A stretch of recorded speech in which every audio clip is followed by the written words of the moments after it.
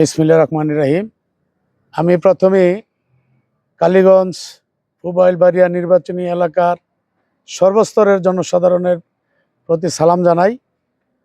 আমরা ধানের শীষ মার্কা নির্বাচিত হলে, আপনি যে প্রশ্ন করেছেন এটার উত্তর হলো, নির্বাচিত জনগণ যদি আমাদেরকে করে, আমরা কালীগঞ্জ পুবাইল এবং বাড়িয়ার সর্বস্তরের জনসাধারণের মঙ্গলার্থে সকল রাস্তাঘাট, মসজিদ, মাদ্রাসা, গির্জা, মন্দির এবং সামাজিক নিরাপত্তা, সমাজের উন্নয়ন, দেশের উন্নয়ন, কালীগঞ্জের উন্নয়ন, কালীগঞ্জের মানুষ যেন শান্তিতে, নিরাপত্তায় কালীগঞ্জে ঘুমাতে পারে, থাকতে পারে, সুন্দরভাবে যেন চলাফেরা করতে পারে, আমরা সেই লক্ষ্যে আগামী নির্বাচনে জনসাধারণের কাছে যাচ্ছি এবং জনসাধারণ স্বতঃস্ফূর্ত সাড়া দিচ্ছে আমাদেরকে।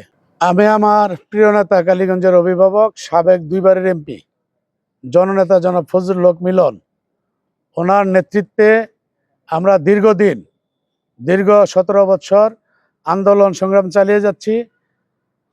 নির্বাচনের তফসিল ঘোষণার পর থেকে আমরা মানুষের দ্বারে দ্বারে যাচ্ছি, বাড়িয়ে বাড়িয়ে যাচ্ছি, মানুষকে বোঝানোর জন্য যা যা বলার তাই বলছি।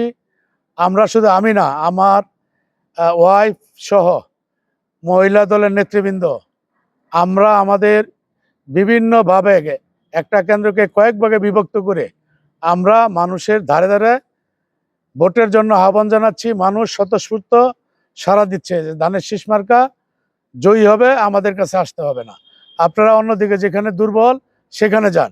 এই ভাষায় মা বোনেরা আমাদেরকে স্নেহের দৃষ্টিতে, ইজ্জতের সহিত যেন আমরা ভালোভাবে নির্বাচন এই 12 তারিখ পার করতে পারি। সেখানে আওয়ামী লীগ, বিএনপি, জাতীয় পার্টি, জামাত, ইসলামী ঐক্যজোট, আমরা এইগুলি বুঝি না। আমরা কিভাবে সমাজের শান্তি শৃঙ্খলা বজায় রাখবো, মানুষ যেভাবে শান্তিতে থাকতে চায় সেভাবে রাখবো। মানুষ যেন আগামী 12ই ফেব্রুয়ারি নির্বাচনের পরে সুন্দরভাবে এই সমাজে, এই কালীগঞ্জে বসবাস করতে পারে, সেই লক্ষ্যে আমরা কাজ করে যাচ্ছি। এবং বিপুল পরিমাণে আমরা আশাতীত যে আমরা বিপুল ভোটের ব্যবধানে আগামী 12ই ফেব্রুয়ারি কালীগঞ্জ উপজেলা এবং বাড়িয়া পুবাইল থেকে আমরা বিপুল ভোটের ব্যবধানে ধানের শীষ জয়ী হবে, এই আশাবাদ রাখি এবং আশাবাদ করি। ভোটের জন্য আন্দোলন করতে গিয়ে আমার ছেলের 2 হাতের 2 নখ, 4 নখ, পায়ের 2 নখ, 6 নখ উঠিয়ে ফেলার পরে আমি নিজেও মাঠে ছিলাম দীর্ঘদিন। এই সরকারের পতন হওয়ার পরে এই এলাকার অনেকে ঢাকা বিশ্ববিদ্যালয়ে পড়ালেখা করেন, যারা আমাদের সন্তানের মতো, যারা আমাদের ছোট ভাই, কালকেও তারা এই এলাকায় ক্যাম্পিং করেছেন। আমি মনে করি এই এলাকার যত নতুন ভোটার আছে সকল ভোট ধানের শীষের পক্ষে আসবে, ধানের শীষকে দিবে, এটাই আমরা আশা করি। এবং তারা আমাদেরকে এই ব্যক্তই ভোট দেওয়ার আশা ব্যক্ত আমাদেরকে জানিয়েছে। এই এলাকার যিনি প্রার্থী জামাতে ইসলামের, উনি আমার ছোট ভাই, আমার ছোট বোন, সে নিউ ইয়র্কে থেকে, এর ছোট ভাই মারা গেছে, এর ছোট ভাই, ওর বন্ধু আমার বাড়িতে দীর্ঘদিন, অনেক সময় ঈদের আগে আসলে সে আর আমি একসাথে বসে খাওয়া দাওয়া করেছি। সে এখন জামাত ইসলামের প্রার্থী। আমরা এক কেন্দ্রে ভোট দিব। আমি সারা কালীগঞ্জে ঘুরে সকলকে অনুরোধ করেছি, আমার দলের নেতৃবৃন্দ যারা আছে, বিএনপি একটা বৃহৎ দল, কোনোভাবে জামাত ইসলাম, ইসলাম ঐক্যজোট যারাই আছে, কোনো প্রার্থীর সাথে যেন আমাদের কোনো ধরনের ঝামেলা তৈরি না হয়।